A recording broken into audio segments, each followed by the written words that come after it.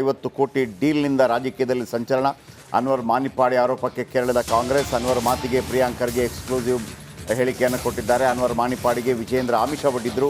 ಈ ಬಗ್ಗೆ ಸದನದಲ್ಲಿ ಹೇಳಿದ್ದಕ್ಕೆ ವಿಜೇಂದ್ರ ಕೆರಳಿದ್ರು. ವಿಜೇಂದ್ರ ಹಿಟ್ ಆ್ಯಂಡ್ ರನ್ ಅಂತ ಹೇಳಿದ್ದಾರೆ. ಅನ್ವರ್ ಬಿಜೆಪಿ ಪಕ್ಷದವರು ಅವರೇ ಆರೋಪ ಮಾಡಿದ್ದು. ರಿಪಬ್ಲಿಕನ್ ಜೊತೆ ಪ್ರಿಯಾಂಕ್ ಖರ್ಗೆ ಮಾತು. ಪ್ರಿಯಾಂಕ್ ಖರ್ಗೆ ನೆನ್ನೆ ಒಂದು ಆರೋಪವನ್ನು ಮಾಡಿದ್ರು. ನೋಡಿ ಅನ್ವರ್ ಮಾನಿಪ್ಪಾಡಿ ಅವರು ಏನು ಹೇಳ್ತಾ ಇದ್ದಾರೆ.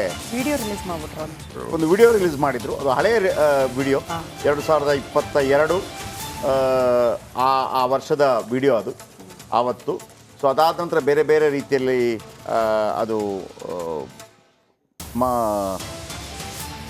ಟ್ವಿಸ್ಟನ್ನು ಪಡ್ಕೊಳ್ತು. ಬನ್ನಿ ಪ್ರಿಯಾಂಕ್ ಖರ್ಗೆ ಮಾತಾಡಿದ್ದಾರೆ. ವಿಜೇಂದ್ರ ವಿರುದ್ಧ ಗಂಭೀರ ಆರೋಪನ ಮಾಡಿರೋ ಬಗ್ಗೆ, ಅನ್ವರ್ ಮಾನಿಪ್ಪಾಡಿ ಮಾಡಿರೋ ಬಗ್ಗೆ ಈಗ ಸದನ ಪ್ರಸ್ತಾಪ ಮಾಡಿರೋದು. ಸರ್, ಈಗ ಅನ್ವರ್ ಮಾನಿಪ್ಪಾಡಿ ಮಾಡಿರುವಂಥದ್ದು ಆರೋಪ ನೀವು ಪ್ರಸ್ತಾಪ ಮಾಡಿರೋದು ಏನಿದೆ ನೋಡಿ? ಮೊದಲನೇದಾಗಿ ಬಿ ಜೆ ಪಿಯವರಿಗೆ ಮತ್ತು ಬಿ ಜೆ ಪಿಯ ರಾಜ್ಯಾಧ್ಯಕ್ಷರಿಗೆ ಹೇಳೋದೇನಪ್ಪ ಅಂದರೆ, ಈ ಆರೋಪಗಳನ್ನು ಕಾಂಗ್ರೆಸ್ ಮಾಡಿಲ್ಲ. ಈ ಆರೋಪಗಳನ್ನು ಮಾಡಿದ್ದು ಸ್ವಪಕ್ಷದವರೇ, ಅಲ್ಪಸಂಖ್ಯಾತ ಆಯೋಗದ ಮಾಜಿ ಅಧ್ಯಕ್ಷರು ಅನ್ವರ್ ಮಾನಿಪ್ಪಾಡಿಯವರು ಮತ್ತು ನಿಮ್ಮ ಬಿ ಜೆ ಪಿ ಪಕ್ಷದ ವಕ್ತಾರರು ಮಾಡ್ತಾ ಇರೋದು. ಸೊ ನೀವು ನಮ್ಗೆ ಉತ್ತರ ಕೊಡೋದು ಬಿಟ್ಟು ಅವ್ರಿಗೆ ಉತ್ತರ ಕೊಡಿ. ಅವರು ಒಂದು ಸರಿ ಅಲ್ಲ, 2 ಸರಿ ಅಲ್ಲ, ಹಲವಾರು ಬಾರಿ ಪತ್ರಿಕೆಗೋಷ್ಠಿ ಮುಖಾಂತರ ಇರ್ಬೋದು ಅಥವಾ ಅವರ ಸಂದರ್ಶನ ಮುಖಾಂತರ ಇರ್ಬೋದು ಈ ಆರೋಪ ಮಾಡಿದ್ದಾರೆ. ಕ್ಲಾರಿಫಿಕೇಷನ್ ಅಲ್ಲಿ ಕೊಡಬೇಕೆ ಹೊರತು ನಮಗಲ್ಲ. ಪ್ರಧಾನಮಂತ್ರಿ ಮೋದಿಗೆ ಪತ್ರ ಬರೆದಿದ್ದಾರೆ, ನಡ್ಡಾ ಅವ್ರಿಗೆ ಬರೆದಿದ್ದಾರೆ, RSSನ ಮುಕುಂದ್ ಅವ್ರಿಗೆ ಬರೆದಿದ್ದಾರೆ, ಅಮಿತ್ ಶಾ ಅವ್ರಿಗೆ ಬರೆದಿದ್ದಾರೆ ಅಂತ ಯಾರು ಹೇಳಿರೋದು? ಅವ್ರು ತಾನೇ ಹೇಳಿರೋದು. ಯಾರು ವಿರುದ್ಧ ಬರೆದಿರೋದು? ಯಡಿಯೂರಪ್ಪ ಅವ್ರ ವಿರುದ್ಧ ಮತ್ತು ವಿಜೇಂದ್ರ ಅವ್ರ ವಿರುದ್ಧ. ನಾವು ಬರ್ಸಿರೋದ ಕಾಂಗ್ರೆಸ್ನವರು? 150 ಕೋಟಿ ಆರೋಪ, ಗಂಭೀರ ಆರೋಪ ಮಾಡಿರುವಂಥ. ಅವ್ರು ಹೇಳ್ತಾ ಇದ್ರು ಕೋಟ್ಯಾಂತರ ರೂಪಾಯಿ, 150 ದಾಟಿದೆ ಅಂತ ಅವರೇ ಹೇಳ್ತಾ ಇರೋದು. ಸರ್, ನಾನೇನು ಪ್ರಸ್ತಾಪ ಮಾಡಿದ್ದೀನಿ, ಸಾರ್ವಜನಿಕ ಇರೋ ವಲಯದಲ್ಲಿ ಏನು ಮಾಹಿತಿ ಇದೆ ಅದನ್ನು ಸಂಗ್ರಹಣೆ ಮಾಡಿ ಮುಂದೆ ಇಟ್ಟಿರೋದಷ್ಟೇ. ನಂದು ಹೇಳಿಕೆ ಇಲ್ಲ. ನಾನು ಹೇಳಿದ್ದೀನಿ ಬಿ ಜೆ ಪಿಯವರಿಗೆ ಇದಕ್ಕೆ ಉತ್ತರ ಬೇಕಂದರೆ ದಯವಿಟ್ಟು ನಿಮ್ಮ ಪಕ್ಷದ ಕಚೇರಿನ ಹುಡುಕಿ. ಕಾಂಗ್ರೆಸ್ ಮೇಲೆ ಗೂಬೆ ಕೂಡಿಸೋದು, ಮುಖ್ಯಮಂತ್ರಿಗಳ ಮೇಲೆ ಗೂಬೆ ಕೂಡಿಸೋದು, ನಮ್ಮ ಮೇಲೆ ಹಿಟ್ ಆ್ಯಂಡ್ ರನ್ ಅಂತ ಹೇಳೋದು. ಹಿಟ್ ಆ್ಯಂಡ್ ರನ್ ಎಲ್ಲೂ ಇಲ್ಲ. ಆ ಹಿಟ್ ಆ್ಯಂಡ್ ರನ್ ಮಾಡ್ತಾ ಇರೋದು ನಿಮ್ಮ ಪಕ್ಷದವರು. ಈ ಹಿಟ್ಟಿಗೆ ಫಸ್ಟ್ ಉತ್ತರ ಕೊಡಿ. ನೀವು ಅವ್ರ ಆರೋಪ ಭಾಳ ಸ್ಪಷ್ಟವಾಗಿದೆ, ಭಾಳ ಗಂಭೀರವಾಗಿದೆ. ಅದು ಸ್ಪಷ್ಟವಾಗಿ ಹಾರಿಕೆ ಉತ್ತರ ಅಲ್ಲ. ಕುತ್ಕೊಂಡು ಕರೆಕ್ಟಾಗಿ ಕೊಡಿ, ನೋಡೋಣ.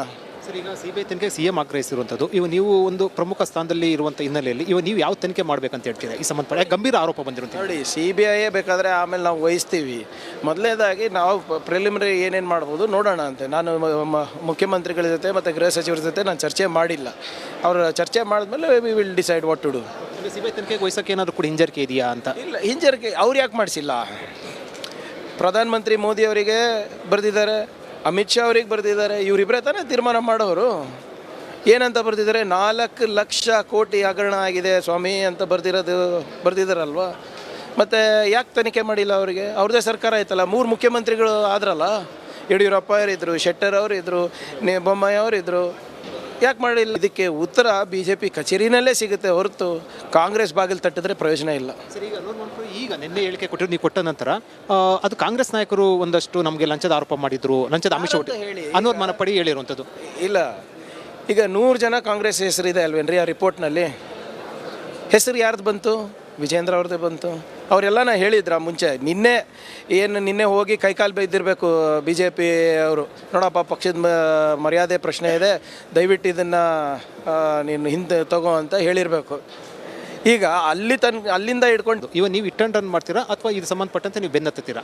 ಮೊದಲನೇದಾಗಿ ಅನ್ವರ್ ಮಾನಿಪ್ಪಾಡಿಯವರ ಏನು ಹಿಟ್ ಮಾಡಿದ್ದಾರೆ ಅದಕ್ಕೆ ಇವರು ರನ್ ಮಾಡಲಾರ್ದೆ ಸ್ಥಿರವಾಗಿ ನಿಂತು ಅದಕ್ಕೆ ಉತ್ತರ ಕೊಡಲಿ ಫಸ್ಟ್.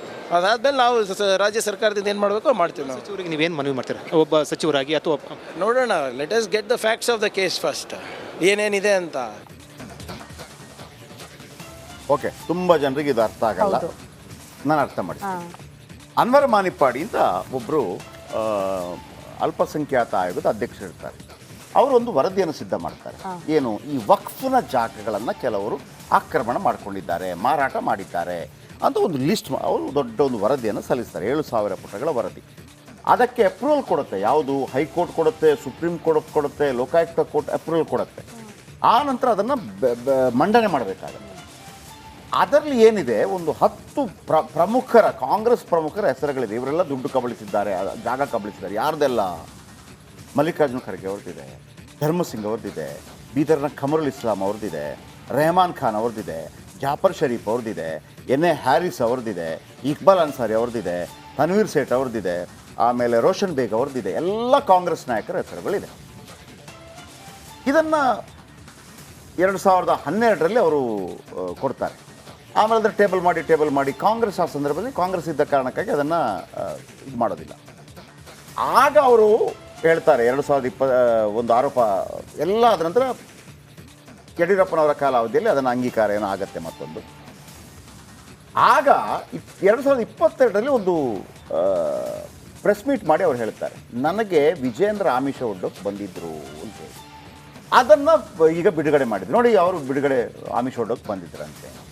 ಅನ್ವರ್ ಮಾನಿಪಾಡಿ ಅವ್ರ ಹತ್ರ ಕೇಳಿದಾಗ ಅನ್ವರ್ ಮಾನಿಪಾಡಿ ಈಗ ಏನು ಹೇಳಿದರು ಅಂತಂದರೆ, ಇಲ್ಲ ಕಾಂಗ್ರೆಸ್ ಅವರು ಕೊಡೋಕೆ ಬಂದಿದ್ರು, ಆಮೇಲೆ ವಿಜೇಂದ್ರ ಬಂದರು, ನೋಡಿ ನೀವೊಂದು ನಂಬರ್ ಹೇಳಿ ಆ ನಂಬರ್ ಕೊಡಿಸ್ತೀನಿ ಅಂತ ಹೇಳಿದ್ರು, ನಾನು ಅವರನ್ನು ಓಡಿಸಿದೆ ಅಂದರೆ ಮಾಡಿದೆ ಅಂತೇಳಿ. ಆಮೇಲೆ ಈಗ ಏನು ಹೇಳ್ತಿದ್ದಾರೆ ಅಂತ, ಇಲ್ಲ ಅವ್ರು ಹೇಳಿದ್ದು ಕಾಂಗ್ರೆಸ್ನವರ ನಂಬರ್ ಏನಿದೆ ಅವ್ರು ಕೊಡ್ತಾರಲ್ಲ ತಗೊಂಡು ಸುಮ್ಮನಿರಿ ಅಂತ ಹೇಳಿದ್ದು ಅಂತ. ಅದನ್ನು ಪ್ರಿಯಾಂಕರ್ಗೆ ಕೇಳಿದಾಗ ಇಲ್ಲ ಅವ್ರು ಆರೋಪ ಮಾಡಿದ್ದು ವಿಜೇಂದ್ರ ಮೇಲೇ, ಈಗೆಲ್ಲ ಹೋಗಿ ಕೈಕಾಲು ಬಿದ್ದಿರ್ತಾರೆ, ಹಾಗಾಗಿ ಅವ್ರು ಪ್ಲೇಟ್ ಚೇಂಜ್ ಮಾಡಿದರು ಅಂತ. ಇಷ್ಟು ವಿಷಯ, ಇದು ಕ್ಲಾರಿಟಿ. ಈಗಲೂ ಹೇಳ್ತಾನೆ ವೀಕ್ಷಕರೇ, ಮನಸ್ಸು ಮಾಡಿದರೆ ಕಾಂಗ್ರೆಸ್ ಈಗ ಮನಸ್ಸು ಮಾಡಿದರೆ ಅದನ್ನು CBI ಕೊಡ್ಬೋದು. ಆಮೇಲೆ 150 ಕೋಟಿ ರೂಪಾಯಿ ಆರೋಪವನ್ನು ಏನು ಮಾಡಿದರು ವಿಜೇಂದ್ರ ಅವರು, ಅದನ್ನು ಕೊಡ್ಬೋದು. ಆದರೆ ಒಂದು ನಯಾ ಪೈಸೆ ಲಾಭ ಆಗೋದಿಲ್ಲ ಅಂತಲೂ ಹೇಳ್ತೀನಿ. ಯಾಕಂದರೆ ಆರೋಪ, ನೀವು ನಾನು ದುಡ್ಡು ಕೊಟ್ಟಿದ್ದೀನಿ, ಆಫರ್ ಕೊಟ್ಟೆ ಅಂತ ನಾನು ಹೇಳ್ತೀನಿ, ಹೌದು ಆಯಿತಾ. ಈಗ ನೀವು ಅನ್ವರ್ ಮಾನಿಪಾಡಿ, ನಾನು ವಿಜಯ್ ಅಂತಂದರೆ, ಇಲ್ಲ ನೀವು ಆ ದುಡ್ಡು ತಗೊಳ್ಳಿ ಅಂತ ಹೇಳ್ತೀನಿ ಅಂತ, ಇಷ್ಟೇ ಪ್ರೂವ್ ಮಾಡಿ. ಕರೆಕ್ಟ್, ಏನಿರಲ್ಲ, ಪ್ರೂವ್ ಹೆಂಗೆ ಮಾಡ್ತೀರಿ? ಕೊಟ್ಟೇ ಇಲ್ವಲ್ಲ ಅಲ್ಲಿ. ಬಾಯಲ್ಲಿ ಏನು ಹೇಳಿದ್ರೆ ಅಂತ ಪ್ರೂವ್ ಮಾಡೋಕ್ಕಾಗತ್ತಾ? ಬನ್ನಿ ಇದರ ಬಗ್ಗೆ ಒಂದು ರಿಪೋರ್ಟರ್ ಬಗ್ಗೆ. ಓಕೆ, ಇದೀಗ ಪ್ರಿಯಾಂಕರ್ಗೆ ವಿಡಿಯೋ ಬಾಂಬ್ಗೆ ಅನ್ವರ್ ಮಾನಿಪಾಡಿ ಈಗ ಮಾತಾಡಿದ್ದಾರೆ. ಮತ್ತೆ ಆಕ್ರೋಶ. ಸಚಿವ ಪ್ರಿಯಾಂಕರ್ಗೆ ಅವರೇ, ಕಾಂಗ್ರೆಸ್ನವರೇ, ನನ್ನ ವರದಿ ಹೊರಬಂದರೆ ನೀವೆಲ್ಲ ಕಳ್ಳರ ಅನ್ನೋದು ಹೊರಬರುತ್ತೆ. ನಾನು ಉಲ್ಟಾ ಹೊಡಿತಾ ಇಲ್ಲ, ನನ್ನ ಮಾತಿಗೆ ಬದ್ಧ. ಕಾಂಗ್ರೆಸ್ ಕೋಟಿ ಆಫರ್ ಬಗ್ಗೆ ವಿಜೇಂದ್ರ ಹೇಳಿದ್ದು ನಿಜ. ಕಾಂಗ್ರೆಸ್ ಕೋಟಿ ಆಫರ್ ಬಗ್ಗೆ ವಿಜೇಂದ್ರ ಯಾವತ್ತೂ ಆಫರ್ ನೀಡಿಲ್ಲ ಅಂತ ಇವರು ಹೇಳ್ತಾ ಇದ್ದಾರೆ.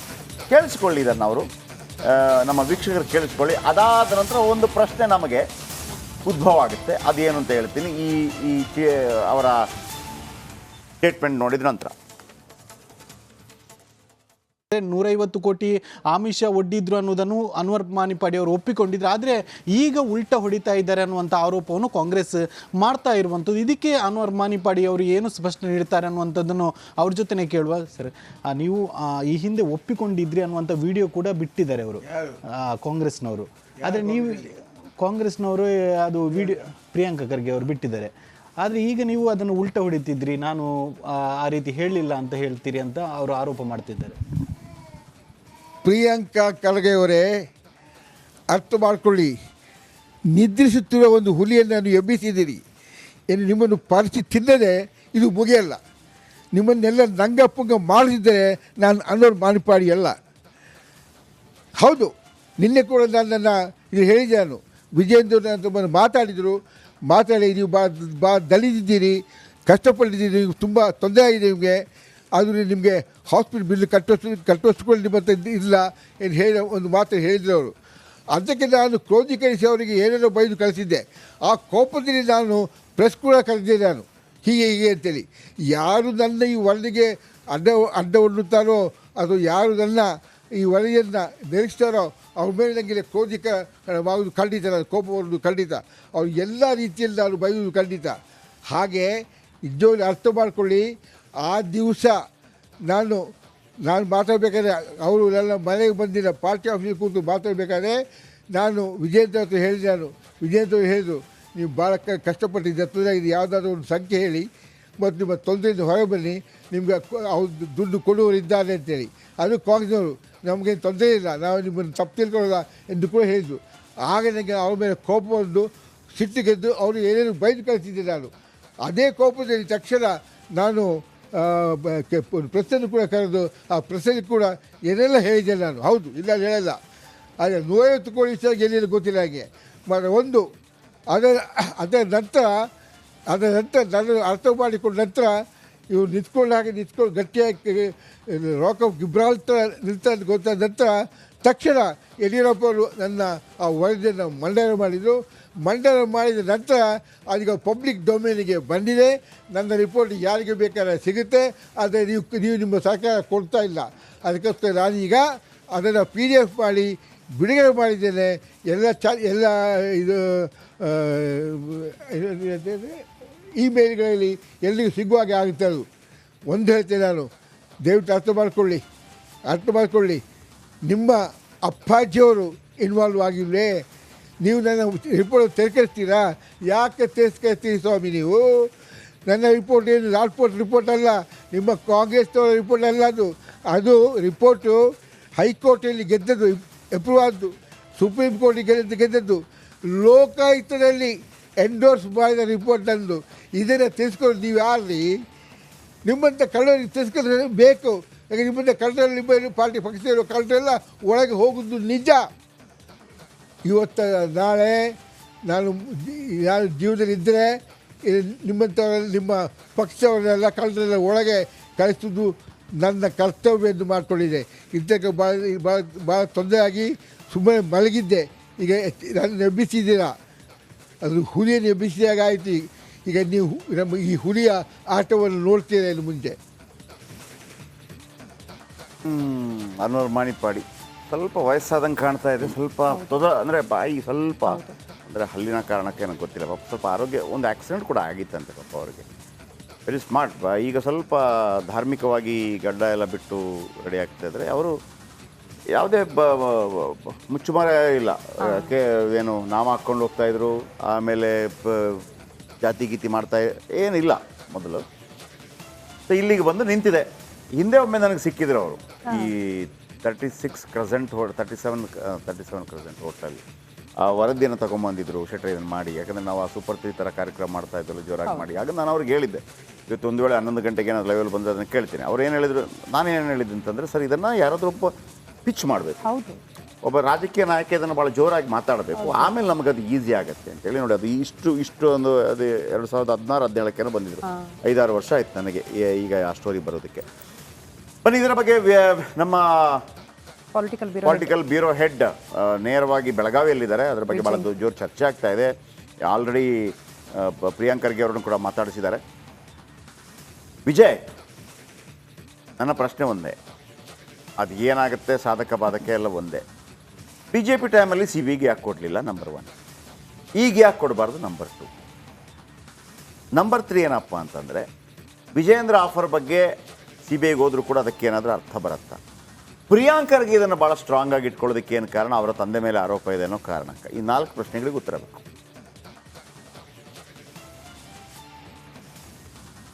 ಖಂಡಿತವಾಗ್ಲೂ ಜಯಪ್ರಕಾಶ್, ಇಲ್ಲಿ ಈಗಾಗಲೇ ಕೂಡ ಅನ್ವರ್ ಮಾನಪಡೆ ವರದಿ ವಿಧಾನಸಭೆಯಲ್ಲಿ 2020ರಲ್ಲಿ ಟೇಬಲ್ ಆಯಿತು, ಆದರೆ ಚರ್ಚೆಗೆ ಬಂದಿಲ್ಲ. 22ರಲ್ಲಿ ಪರಿಷತ್ತಲ್ಲಿ ಕೂಡ ಟೇಬಲ್ ಆಗಿದೆ, ಅಲ್ಲಿ ಚರ್ಚೆ ಬಂತು, ಚರ್ಚೆ ಅಪೂರ್ಣ ಆಯಿತು. ಅಂದರೆ ಸರ್ಕಾರದ ಮುಂದೆ ಇದ್ದಂಥ ಸಂದರ್ಭದಲ್ಲಿ ಆಗ ಸರ್ಕಾರ ಇದ್ದಂತೂ BJP ಸರ್ಕಾರ.